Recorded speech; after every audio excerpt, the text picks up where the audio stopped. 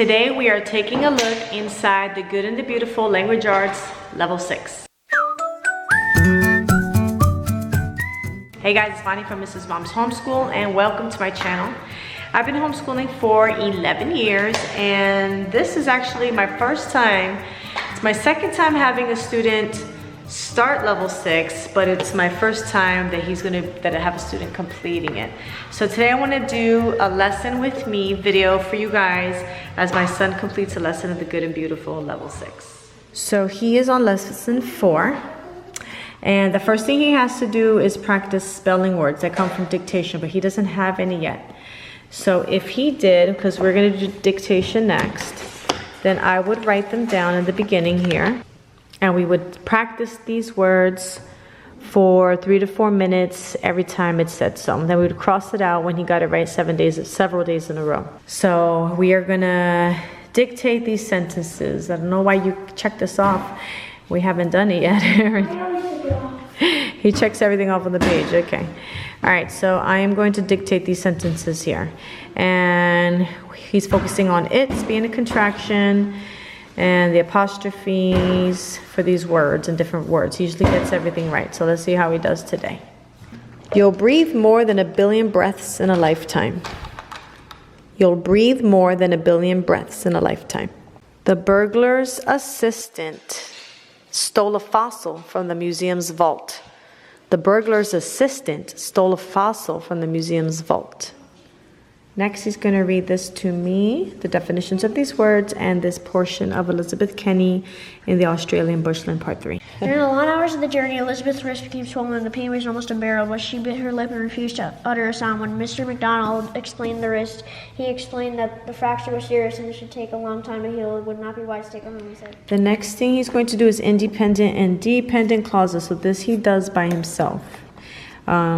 He's going to read the definitions, write down the 2 types of clauses, read all of this stuff, and just get your hands out here. Check it out. Circle the subordinating conjunctions. He is a kid who cannot see check boxes. They need to be checked. Even if you didn't do them, they have to be checked. Okay, so he's going to read all this. It's just a big lesson on subordinated conjunctions, and then he's like a little practice. And then he's going to set a timer of 30 minutes and study this painting. 30 minutes? 30 seconds. 30 seconds. And then he has some instructions here. And he's going to do this while studying art while studying prepositions. Okay, and then the definition of a preposition is pretty much review in the beginning. Then he has a little exercise here. He's going to circle the words that could be prepositions and then a little homophone section.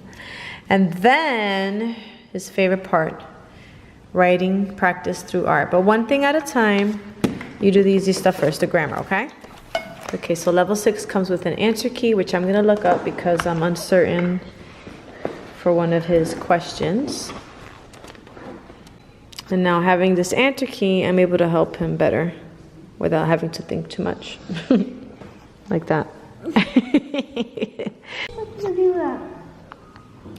Well, let's see. Let's start from the beginning and let's see what would be an independent clause, okay? And we'll stop when it's not. The 3 stood still, hand in hand, and watched the soldiers until... So slaps his shoulders? Shoulders. You watch this makes this a dependent clause, not that. So it's until the whole sentence. All right, so the next thing he had to do was study the painting, which depicts a landscape in Australia. And then he has a paragraph here that talks about the art, what the artist wanted to emphasize, why did he include people in the painting, and how writing compares to painting, and how you can capture pictures in your mind when you're writing. It says writing can paint marvelous pictures in the mind too. So then he had a little section of personification here. And then using the painting, he had to use 2 sentences as inspiration using personification. So he chose, the trees are whispering and the grass is breathing. Aaron, that's beautiful. All right, so that was his lesson. So sometimes there's more writing, sometimes there's more grammar, sometimes there's geography, Sometimes there's the dreaded essays, but there's always something different, and they do always explain everything. We also have, sometimes it has him do the reading. So he has a level 6 reader here, and then for 5 minutes he has to study his grammar and geography cards.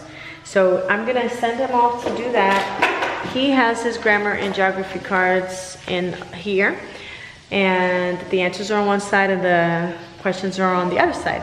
So he studies these for 5 minutes every day, because this is the daily checklist for the level 6. He has to practice his grammar cards or geography cards for 5 to 7 minutes a day.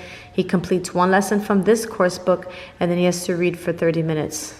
So this is what he's been reading, the Book of Elsewhere. There's a series, and he's really into it. So we're just gonna let him finish the series, and then we'll do the other books after. Treasure Island will be after. Thank you guys so much for watching. Stay tuned for a bunch of other do lessons with me coming up this week and next. And if you have anything that you know that we use that you want to see, leave it in the comments below, and I'll do my best to get around to making a video to it. And I will see you in the next video.